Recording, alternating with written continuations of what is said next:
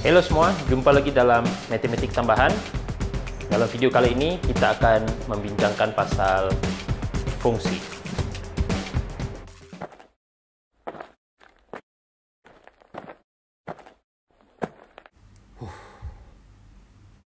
Sebenarnya, banyak kehidupan seharian kita yang boleh diwakilkan oleh sebuah fungsi. Contoh, seorang yang diupah RM5 untuk mengangkat sebuah karung. Jika Y adalah jumlah bayaran, maka ini dapat dikira dengan Y sama dengan 5 darab X, di mana X adalah jumlah karung yang diangkat. Maka Y sama dengan 5X adalah sebuah fungsi. Contoh lain, kalau kita membeli durian, katakan harga durian adalah RM20 per kg. Maka jika total durian adalah 3.5 kg, 3.5 darab RM20 per kg sama dengan RM70, iaitu jumlah harga yang kita kena bayar. Maka jika Y adalah total harga durian dalam ringgit Malaysia, maka Y adalah sama dengan 20 darab X, di mana X adalah total berat durian dalam kg. So Y sama dengan 20X adalah sebuah fungsi. Sama juga seperti kapal terbang, kalau kita tahu fungsi daripada kelajuan dan jarak, kita dapat menentukan waktu yang kita perlukan untuk sampai pada tujuan.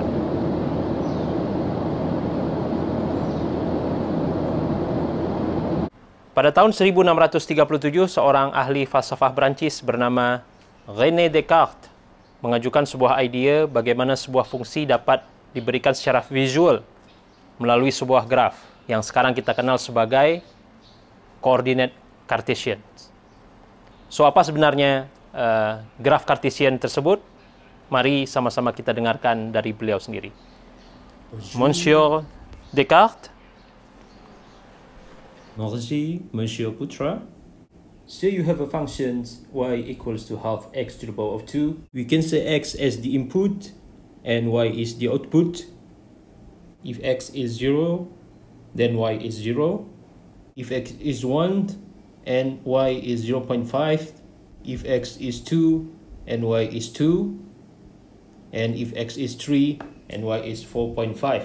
So let's put all of these values into my Cartesian coordinate.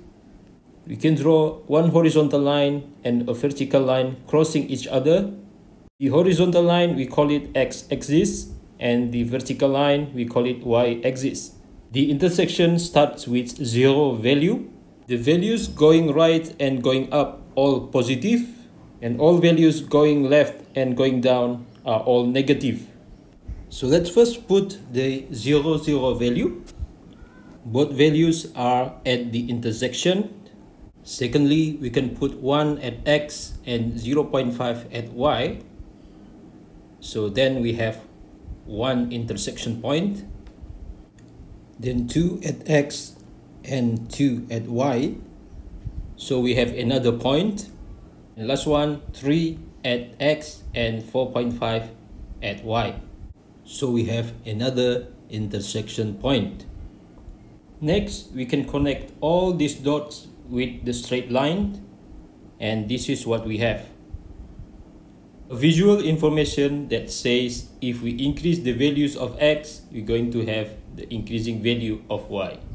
Very interesting, isn't it? If you put more points, then you're going to have a smoother graph than before. Nowadays, my graph is used in many applications, such as to predict stock price, to predict the coronavirus cases. Scientists even now extend my graph into a really beautiful 3D plot graph. Hope my explanation is useful for you. Bye-bye. Sekarang mari kita uji apakah sebuah graf merupakan sebuah fungsi ataupun bukan. Contohnya graf ini. Kita berikan satu input, maka dia akan menghasilkan satu output. Kita berikan input yang lain, hasilnya adalah output yang lain. Kita berikan input yang lain, dia menghasilkan satu output yang lain. Satu input, satu output, maka graf ini adalah sebuah fungsi. Sekarang kita lihat graf yang kedua. Sama seperti tadi, kita berikan dia satu input, dan sekarang apa yang kita dapat adalah dua output. So, kalau kita berikan satu input dan kita dapatkan dua output, maka graf ini adalah bukan merupakan sebuah fungsi. Senang je kan?